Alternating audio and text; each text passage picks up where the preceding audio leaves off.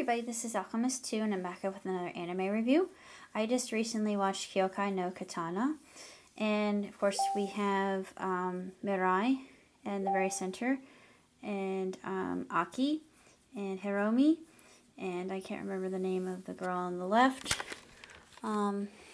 She's also very important. She's actually Hiromi's younger sister, but the anime itself, I found it extremely relatable because Mirai, she's a character who begins as somebody who's unsure of herself and somebody who is rather insecure. And she has this ability where she can control her blood either to form it into a katana or to burn somebody's innards out. And I thought, good lord, that's pretty brutal. And I thought, well, no wonder her bloodline is considered cursed. She's the last of her kind in the spirit warrior world. And it actually really reminded me of Kakashi. If you've ever seen Kakashi, which is a classic, and I love that anime to this day, it has a lot of similar concepts that are used for the Yomu that are floating around in the human world. Of course, only the spirit warriors can see them. Normal human beings can't see them. It's sort of like with Harry Potter and the fact that Dementors can't be seen by Muggles, but they can be viewed by wizards and witches. And I thought, yeah, there's a lot of similarities, and it's a really exceptional supernatural anime that tugs at your heartstrings, especially near the very end. And then they have an OVA of a courtroom setting with some characters. My favorite one is the episode with Hiromi, as it's fan service. I thought, oh lordy god. Yeah, mama loves a little bit of that. You gotta admit, watching a naked man jump around and evade getting sliced into ribbons, oh, it's titillating. It's scintillating and it's delicious. But anyway, moving on. Akihito, I'm not going to go into his character too much because if I do, it'll ruin quite a bit of the plot. So I'd rather stay away from that and leave the mystery open to the people who are watching it, because it's a very short series, but it's one that captures your attention straight away. And there's fan service in it. There's a lot of fun moments. It's kind of volleys between being serious and being very funny. So it's intriguing to see how they balance the two out. And the characters are just sensational in what they can do. And we learn about them, and we learn about the Yomu and why there's kind of an interesting interconnectivity going on. I won't say what or why or how, but you think, oh, there's more to this than meets the eye. And I was thinking maybe they could write more, because like with Kakashi, they're always going out and finding, well, the Yomu normally don't attack, but they go and keep the streets safe for everybody else. And it's so nostalgic for me to see that. And of course, the background music is just absolutely mesmerizing and glorious to behold. It's really candy for the ear. And the animation, like I said, it's really quite something to behold. And Mirai instantly became my favorite character because I could see a lot of myself in her. Because all she wants to do is protect Akihito.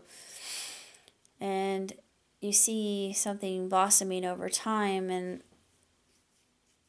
there is quite a bit of metaphysical occurrences happening within the duration of this very short but very enjoyable and what I would call a 5-star anime. And I love supernatural animes, and this has got to be one of my ultimate favorites other than Hunter x Hunter.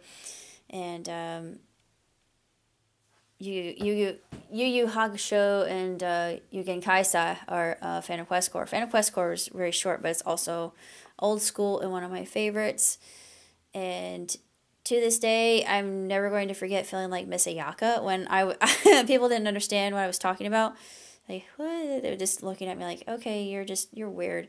But I had a red prom dress that had a slit on the side, and I felt just like Ayaka in that dress. I thought I could conquer the world, and I would have a lipstick sword, and no one would mess with me, and I would slay any demon or baddie that would come my way.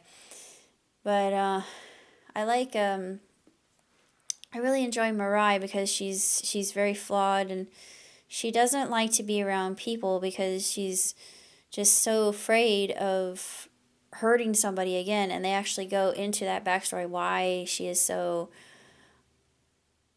leery and aloof, and she tries not to come across as such. But her the running gag that they have in the series is her saying, "You guys this," or how unpleasant.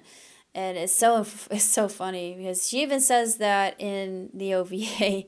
It's got a funnier context within the OVA itself, because the OVA is just random and silly and ridiculous and cute, because little I is the judge.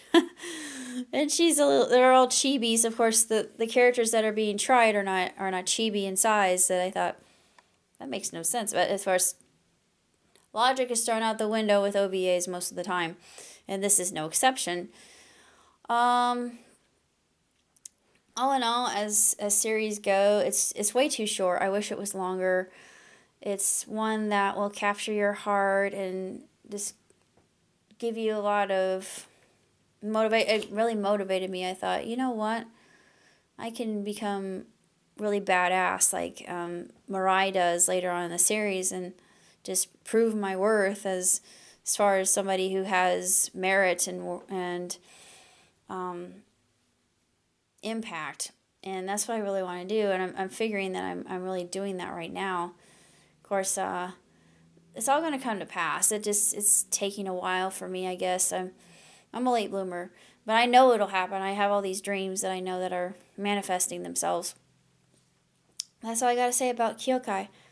And it gets it's an easy 5 out of 5 and 2 thumbs way up. No contesting, no vetching, no no nagging, no nothing. It's just a perfect,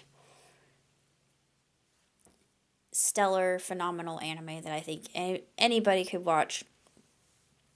It's got a little something for everybody. I love the episode where they had to fight this Yomu that's worth a lot of money. Because poor Mirai, she's always broke, but they go into that. I'm not going to say why, but that was a very tiny spoiler. But she's always hurting for money, and Aki always has to spot her, and he feeds her, and she eats voraciously because she has anemia. Haha, the irony. But yeah, that's pretty funny. But it's just such an outstanding, beautifully drawn, extraordinary anime that I think everybody should watch and enjoy, because it's definitely a work of art. And it's just, sometimes you'll be staring at the screen and just complete and utter bewilderment, is just blown away by how glorious and gorgeous it really is. But I also enjoy Akahito and Hiromi talking about girls who wear glasses and their little perverse discussions on that. That's always a joy for me to hear. But I have to agree about what he says about girls with glasses. But I would actually put guys in glasses in that category. Girls with glasses don't do anything for me. Yeah, they're cute, but they do nothing for me. That's all I got to say for now. So until next time, live long and prosper. Ciao, tutti.